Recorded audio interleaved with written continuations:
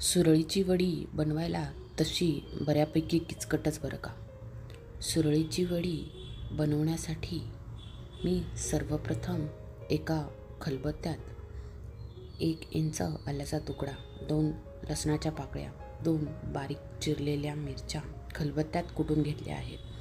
आता फोडणीसाठी एकाकडे 3-4 चमचे तेल, 2 चमचे मोहरी, 1 चमचे जिरे, चिमूटभर हिंग आणि 2 चमचे गावरान तीळ फोडणीत बऱ्यापैकी शेवटी टाकले आहेत, कारण तीळ करपण्याची दाट शक्यता असते.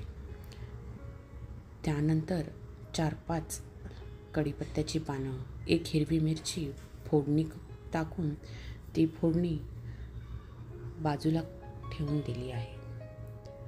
आता एका मोठ्या भांड्यात 1 वाटी बेसन घेतले आहे. त्यात आपण केलेला ठेचा, चवीप्रमाणे मीठ, चिमूटभर हिंग आणि अर्धा चमचा हळद टाकून त्यात आपण ज्या वाटीने बेसन घेतले आहे त्याच वाटीने 1 वाटी फेटलेले दही, 2 वाट्या त्याच वाटीने पाणी घेतलेले आहे. हे प्रमाण अगदीच अचूक आहे बरं का. ह्या प्रमाणात केल्याने आपली सुरळीची वडी अगदी मस्त होते. आता एका रवीने हे सर्व मिश्रण ढवळून आपण ज्या कढईत हे मिश्रण शिजवणार आहोत त्या कढईत हे मिश्रण गाळून घेतले आहे. मिश्रण गाळून घेतल्याने आपल्या पिठात काही गुठळ्या राहिल्या असतील तर त्या निघून जातील आणि ठेचाही दाताखाली कचकच लागणार नाही. आता हे मिश्रण गॅसवर मध्यम आचेवरती आपण ढवळायला घेणार आहोत. आपल्याला हे मिश्रण सतत ढवळत राहायचे आहे. ते मिश्रण कढईला खाली अजिबात लागता कामा नये याची आपण काळजी घेतली पाहिजे. तुम्ही बघू शकता, मिश्रण जसं जसं घट्ट होत जाईल तशी तशी आपल्या मिश्रणाला एक प्रकारची चकाकी येत जाते. हळदीच्या रंगानेही आपले मिश्रण अगदी सुरेख दिसू लागले आहे. ह्याचा वासही खूप सुंदर सुटला आहे.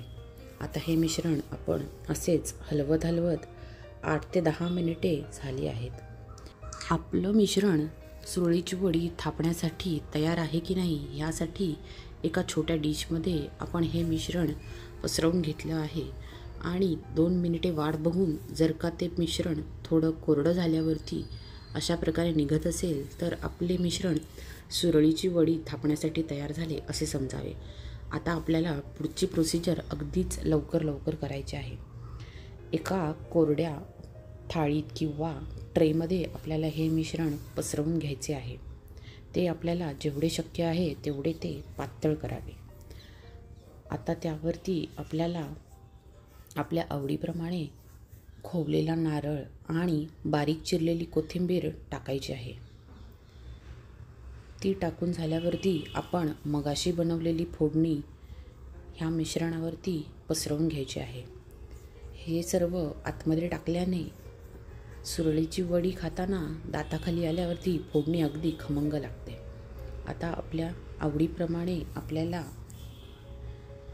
पसरवलेल्या मिश्रणाचे काप करून घ्यायचे आहेत. तुम्ही बघू शकता आपली सुरळीची वडी किती सुरेख निघत आहे. अगदी कमी कष्टात आपली सुरळीची वडी अजिबात खाली न चिटकता सुरेख निघत आहे. आता आपण हे सर्व एका ताटात काढून घेऊयात. आता त्यावर आपल्याला खोवलेल्या नारळ आणि कोथिंबीर टाकायची आहे. त्यावरती आपण मगाशी बनवलेली फोडणी सजावटीच्या दृष्टीने टाकायची आहे. आपली सुरळीची वडी तयार आहे. ह्या प्रमाणाने बनवलेली सुरळीची वडी तुम्ही नक्की ट्राय करा. धन्यवाद. Like, share, subscribe.